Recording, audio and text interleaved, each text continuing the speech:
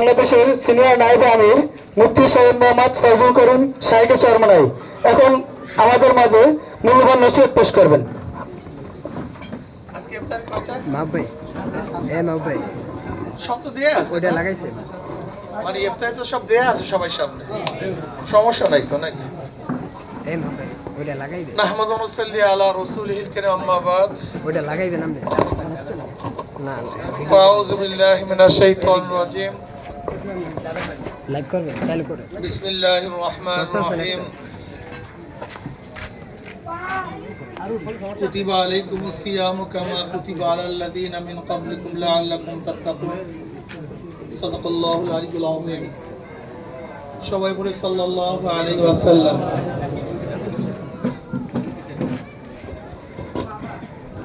অবশ্যই না, আওয়াজ তো ঠিক আছে, বেশি আওয়াজের দরকার নেই, মোটামুটি কথা শুনলেই তো বেশি আওয়াজের দরকার নেই। ঠিক আছে ভাই, আপনাদের যাদের কাজ নেই সবাই বসে পড়েন, আমি দুই একটা কথা বলি, বাস ওকে ঠিক করে আপনারা সবাই বসে পড়েন, বসে পড়েন।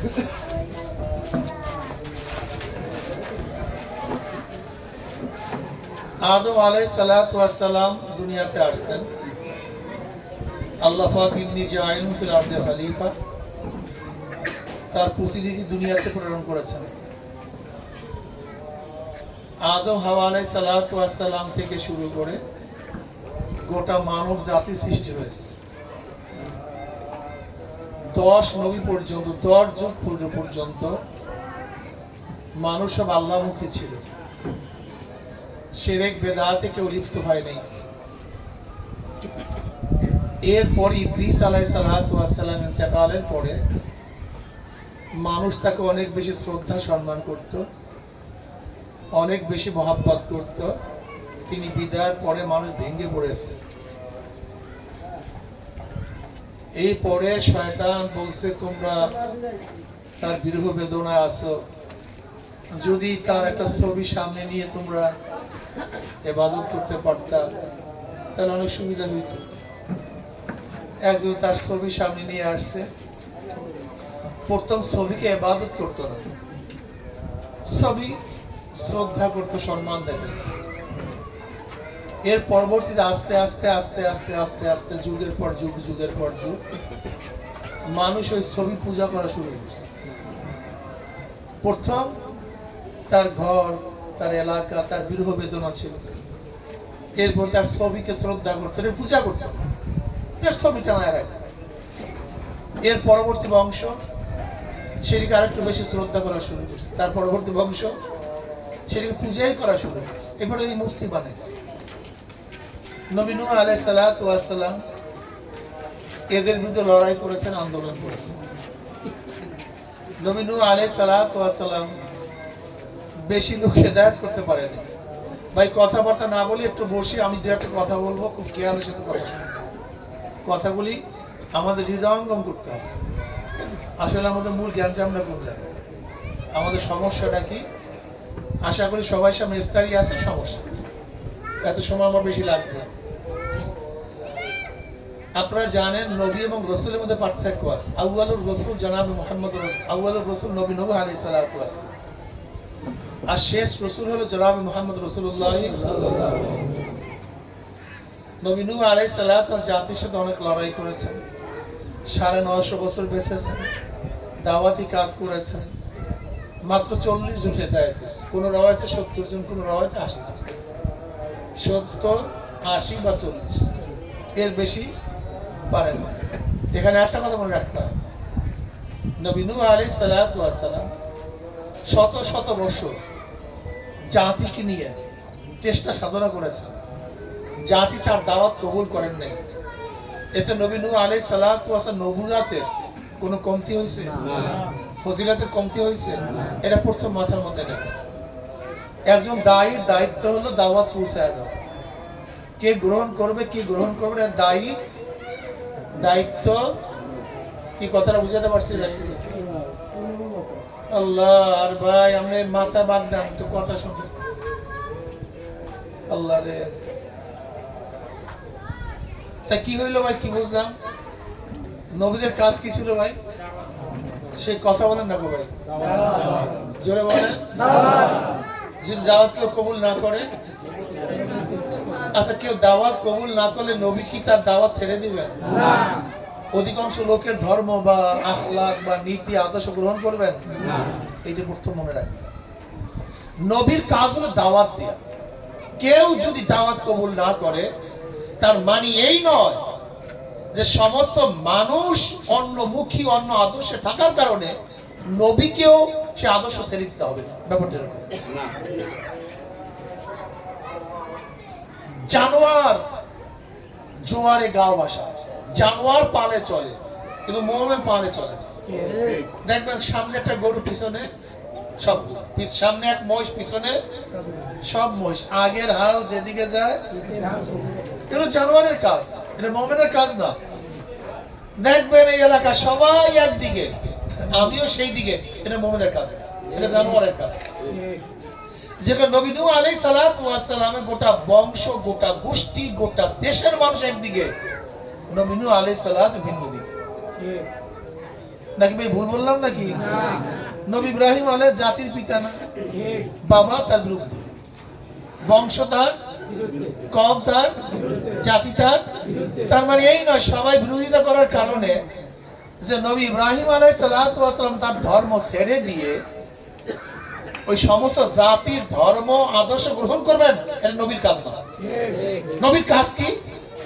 তার আদর্শ বাস্তবায়ন করার জন্য আগুনে ঝাঁপ দিবেন, কিন্তু আদর্শ কথা বলে না। এটা নবীদের কাজ, এটা নবীদের কাজ, এটা আমাদের শিক্ষা। এই ঘটনা কেন কোরআন হাদিসের মধ্যে আসছে? এই ঘটনা কোরআন ও হাদিসের মধ্যে আসছে কেন? এটা আমাদের কাজটা কি? তাদের ধর্ম তো আমরা পালন করি না, আমরা জনাবে মুহাম্মদ রাসূলুল্লাহ সাল্লাল্লাহু আলাইহি ওয়াসাল্লাম ধর্ম পালন করি, কিন্তু এগুলো কোরআন ও হাদিসের মধ্যে ভরপুর আসছে কেন? আমাদেরকে শিক্ষা দেওয়ার জন্য। যুগে যুগে নবী রাসূলগণ কওম অনুযায়ী চলেন নাই, বরং কওমকে তাদের অনুযায়ী চলাবার জন্য চেষ্টা করেছেন। কি ঠিক আছে না ভাই?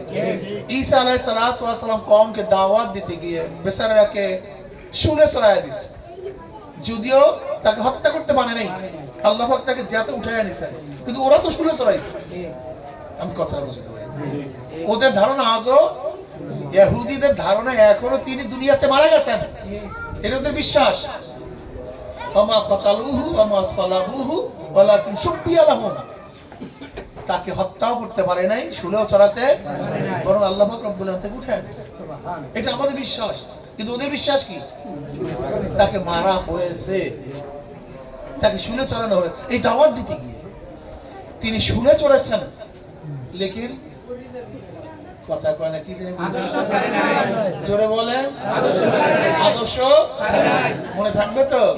বাস, আমার নবী আলাইহিস সালাতু ওয়াস সালাম এই নীতি আদর্শ বাস্তবায়নের জন্য দেশ ছাড়ছেন, মক্কা নগরী ছেড়েছেন, কিন্তু আদর্শ।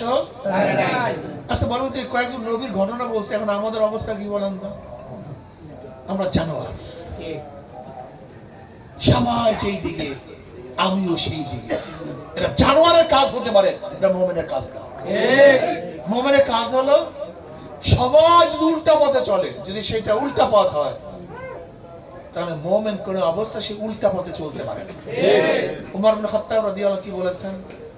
গোটা দুনিয়ার কেউ যদি মুসলমান না থাকে, আমি একা মুসলমান থাকবো, একা। গোটা দুনিয়ার কেউ যদি ঈমান না আনে, আমি একাই ঈমান আনবো। প্রিয় ভাইরা আমার, নির্বাচন চলে গেছে কয়েকদিন আগে, হাত পাকা হারে নাই, হারানো হয়েছে। হাত পাকা হারানো হয়েছে। যারা হারাইছে বা যারা এই কাজের মধ্যে লিপ্ত ছিল, হবেটা কি? আমরাও বেঁচে আছি, ওরাও কি হবেটা কি? আমাদের কিছু আসছে? বল আমি তো খুশি। বলে আমি কেন খুশি? ওরা দায়িত্বটাকে গৌরবের বিষয় মনে করে, আর আমরা দায়িত্বটাকে বোঝা মনে করি। পার্থক্য আছে বিশাল। ওরা দায়িত্বটাকে সম্মানের বিষয় মনে করে, আর আমরা দায়িত্বটাকে কর্তব্যের বিষয় মনে করি, এটাকে বোঝা মনে করি। ওমর ইবনে খাত্তাব রাদিয়াল্লাহু তাআলা আনহুকে যখন আঘাত করা হয়েছিল, আপনারা জানেন, তিনি অসুস্থ। সবাই পরামর্শ বললেন যে আপনার ছেলেকে আপনি নিযুক্ত করেন। ওমর ইবনে খাত্তাব কি জবাব দিলেন? যে বোঝা, যে ভারী ওজন পাহাড় আমি বহন করছি, আমি চাই না এই ওজন আমার ছেলে বহন করে। দায়িত্বটা কি ভাই? বিশাল ওজন, বিশাল পাহাড়, বিরাট কষ্টে। আপনারা কি কি মনে করছেন না স্যার? আপনার বিশ্বাস করবেন না, মানে আমি অনেক খুশি। কারণ হুজুর আসছেন কেন? দায়িত্ব, ইসলামের কাজ, আসতে হবে, এর জন্য আসছে। কিন্তু আমি হতে পারিনি এর জন্য খুব না। কিন্তু বলে কেন? আমি খেদমতের জন্য আমাকে পেশ করছি, জনগণ খেদমত গ্রহণ করে নাই। যদি আমার চেয়ে ভালো একজন খাদেম তারা নিযুক্ত করছে, তাহলে জনগণ দিচ্ছে, তাহলে আমার চেয়ে ভালো খাদেম তারা পাইছে। আর যদি আমার চেয়ে ভালো খাদেম না পায়, তাহলে জনগণ, আমার তো হারা যেতে কিছু নেই। হারবে জনগণ, জিতবেও জনগণ। কিন্তু আমরা এখানে যারা আছি, আমরা দায়ী, আমাদের কাজ দেওয়া। আমাদের কাজ কি ভাই? আচ্ছা, দাওয়াত দিতে কষ্ট সহ্য করতে হয় না? আমার নবী কষ্ট করেন না? খালি রক্ত ঝরা আবার বয়ান শুনেন, কিন্তু জীবনে কষ্ট করলেন। একটু বাধা দিলে সবাই ভয় পেয়ে যায়। হুজুর হুজুর আমাকে কি হয়েছে? তাহলে হুমকি দিছে, আমাকে কুকুর একটু দাঁত বের করছে, এর মধ্যে তুমি এত ধরাইছো। কুকুরের কাজ কি? দাঁত বের করো, তো দাঁত বের করুন, এর মধ্যে ডরাইছে, এর মধ্যে ভয় পেয়েছে। অথচ নবী আলাইহিস সালাতু ওয়াস সালামকে 3 বছর শিয়াবে আবু তালেবের মধ্যে অবরুদ্ধ অবস্থায় রাখছে। আমাদের এই জেলখানায় খাইতে দেয়, পান করতে দেয়, ঘুমাইতে দেয়, দেখা করতে দেয়। আর শিয়াবে আবু তালেবের অবস্থা জানেন? 1 গ্লাস পানি দেওয়া হয়নি, 1 মুঠা খাদ্য দেওয়া হয়নি, কাউকে সাক্ষাৎ করতে দেওয়া হয়নি, কেউ তাদের সাথে কথা বলতে পারবে না। 1 বছর না, 3 বছর নবী আলাইহিস সালাম অবরুদ্ধ অবস্থায় রাখছে। তোমাকে আমাকে কি করছে, কি কষ্ট দিছে বলেন তো? একটু গালি দিলি হুজুর গালি দিছে, একটু কষ্ট দিই হুজুর কষ্ট দিছে। এই মেয়ে ঘুমাইয়া ঘুমাইয়া জান্নাতে যায়, একদল আছে খালি জান্নাতে যায়, ওর বাপ দাদার জান্নাত পাইছে, ওর বাপ দাদার জান্নাত পাইছে। একদল আছে জান্নাত পাইছে ওর বাপ দাদা। অন্যের মোকাবেলা করবে না, এই শয়তানদের বিরুদ্ধে করবে না, টুপি পরবে, দাড়ি রাখবে, আর এই শয়তানদের পক্ষ করবে। আর জান্নাত ওর বাবার জান্নাত, আর বাবার জান্নাত পেয়ে গেছে। টুপি আছে, দাড়ি আছে, লম্বা জামা আছে, কিন্তু আইন পাশ করবে গণতন্ত্র, ডেমোক্রেসি। ডেমোক্রেসি মানে কি? ডেমো মানে জনগণ, ক্রেসি মানে আইন। ডেমো মানে কি? ক্রেসি মানে গণতন্ত্র, গণ মানে জনগণ, তন্ত্র মানে কি? আর আল্লাহ বলে ইনিল হুকমু ইল্লা লিল্লাহ, আইন চলবে কার? আল্লাহ। আর ও বলতেছে আইন চলবে কার? জনগণের। ওর ঈমানই নাই, একটা লম্বা জামা গায়ে দিছে। ওর ঈমানের সমস্যা, টুপি পরছে। ওর ঈমানের সমস্যা, দাড়ি রাখছে। ওর ঈমানের সমস্যা, লম্বা একটা জামা গায়ে দিছে। এই ধোঁকাবাজগুলি আমাদের সবচেয়ে বড় খতরনাক, সবচেয়ে বেশি ক্ষতি করে এই ধোঁকাবাজগুলি। আগেকার সময় গ্রুপ ছিল 2টা, একটা মুমিন, একটা বেঈমান। লড়াই কাদের সাথে ছিল? মুমিনের সাথে। আর এখন মুনাফিকের সংখ্যা বেশি সবচেয়ে। এখন দল হয়ে গেছে 3টা, একটা মুমিন, একটা বেঈমান, একটা মুনাফিক। এই মুনাফিকের সংখ্যা সবচেয়ে বেশি, এগুলো সবচেয়ে খতরনাক। ইন্নাল মুনাফিকিনা ফি দারকিল আসফালি মিনান নার। এই মুনাফিক সবচেয়ে খতরনাক যুগে যুগে। এজন্য এদের জাহান্নাম একটা তলদেশ। সবচেয়ে খারাপ হলো মুনাফিক, কাফেরের চেয়েও খারাপ, মুশরিকের চেয়েও খারাপ। এই টুপিওয়ালা, দাড়িওয়ালা, জুব্বাওয়ালা, দাড়ি রাখছে, টুপি রাখছে, জুব্বা পড়ছে, কিন্তু ইসলাম পছন্দ করে না, ইসলামের আইন পছন্দ করে না। আমার ইসলামের নাম দিয়ে আজকে বলে আমরা কি? মডার্ন, আমরা আধুনিক।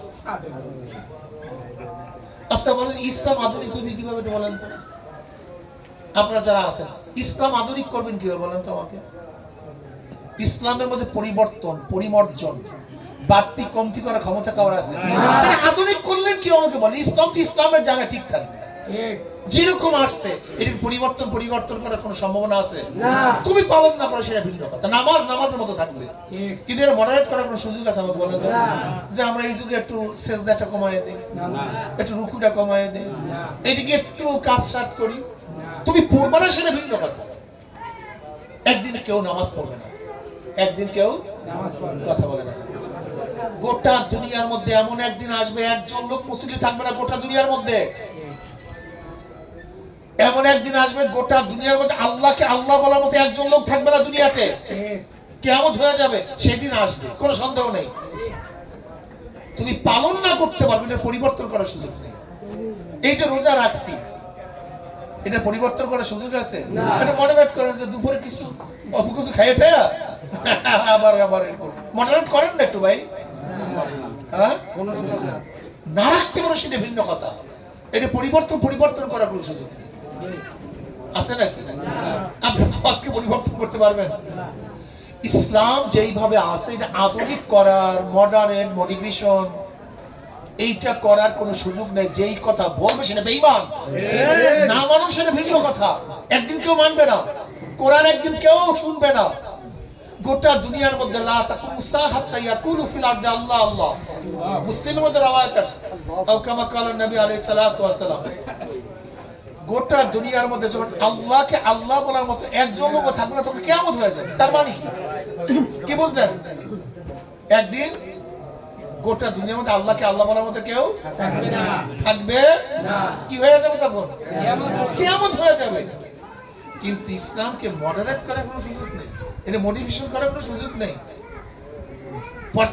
কমতি করার কোনো সুযোগ নেই। আমি লিডার, এই ইফতারের সময় মহিলা কাছে নিয়ে এটা মডারেট করিয়া দল গঠন করার কোনো সুযোগ ইসলামের মধ্যে নেই।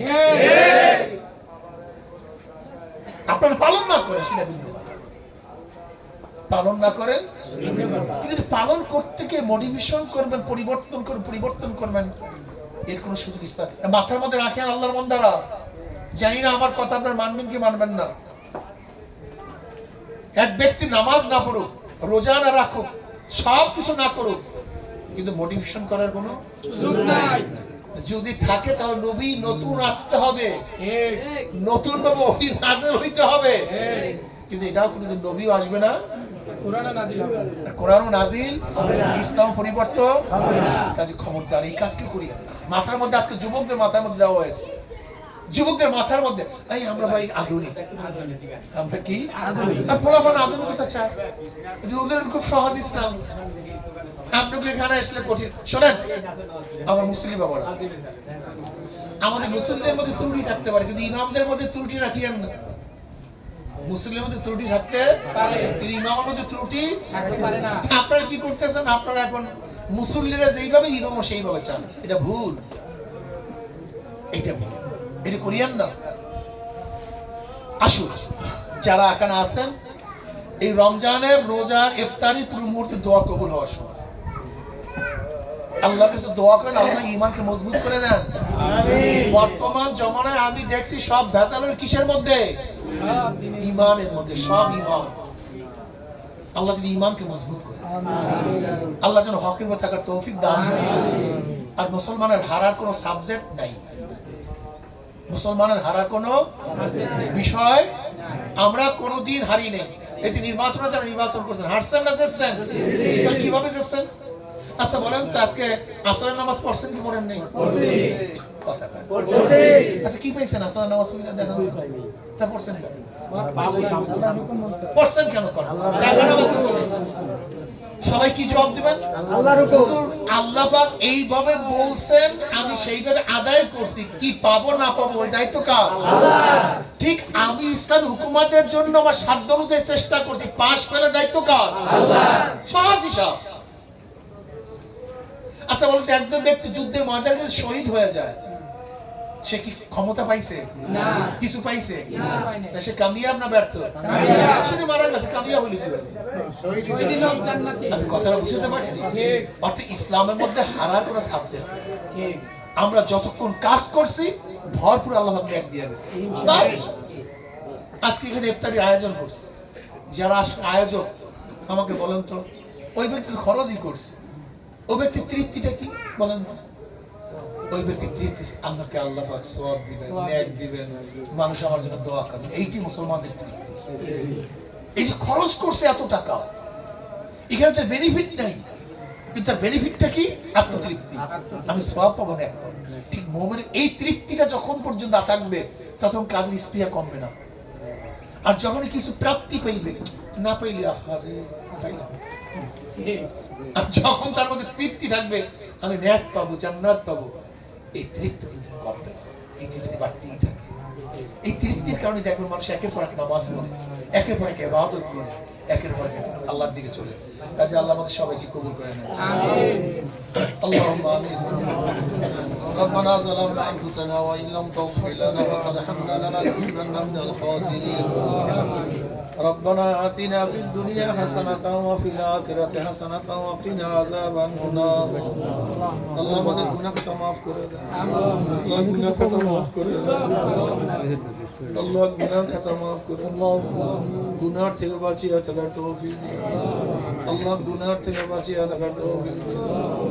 আল্লাহ গুনাহ থেকে বাঁচিয়ে থাকার তৌফিক দিন। আল্লাহ যতদিন জিন্দা রাখেন ইসলামকে জিন্দা রাখিয়ে, আল্লাহ যখন শেষ ডাক দিবেন ঈমানের সাথে ডাক দিয়ে, আল্লাহ যখন শেষ ডাক দিবেন ঈমানের সাথে ডাক দিয়ে, আল্লাহ এই ফিতনা মাসাদের জমানে ঈমানকে মজবুত করে দেন।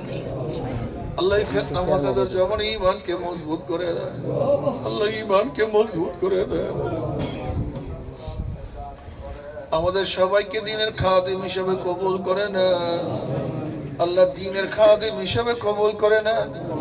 আল্লাহ দ্বীনের দায়ী হিসেবে কবুল করে নেন। আল্লাহ দ্বীনের দায়ী হিসেবে কবুল করে নেন। ইয়া আল্লাহ আপনার জমিনে আপনার হুকুমত ইসলাম হুকুমত কায়েম করে দেন। আল্লাহ ইসলাম হুকুমতের জন্য সাহাবায়ে কেরামদের নমুনা সহিহ জিদ্দোজাহাদ করার তৌফিক দিয়া দেন। ইয়া আল্লাহ যারা আয়োজন করছে আপনি ভরপুর বরকত দান করেন। আল্লাহ রিজিকের মধ্যে বরকত দান করেন, খরচের মধ্যে বরকত দান করেন, আওলাদের মধ্যে বরকত দান করেন। আল্লাহ আমাদেরকে আপনার খাস গোলাম বান্দী হিসেবে কবুল করেন। আপনার খাস গোলাম বান্দী হিসেবে কবুল করেন। ইয়া আল্লাহ যতদিন জিন্দা কে ইসলামে জিন্দা রাখিয়া যখন শেষ ডাক ঈমানের সাথে ডাক দিয়েন, আল্লাহ আমাদের গোটা মাখলুকাত রহমত নাযিল করেন। মুসলমান মুমিনদের উপর রহমত নাযিল করেন। আল্লাহ জালেমদেরকে আপনি ধ্বংস করে দেন। আল্লাহ জালেমদেরকে ধ্বংস করে দেন, হেদায়েত দিয়ে দেন। اللهم وفقنا لما تحب وترضى من القول والعمل والفعل والنية. رب ارحمهما كما ربياني صغيرا. وصلى الله تعالى على خير خلقه محمد وآله وأصحابه وأزواجه وأتباعه أجمعين. وارحمنا معهم برحمتك يا أرحم الراحمين.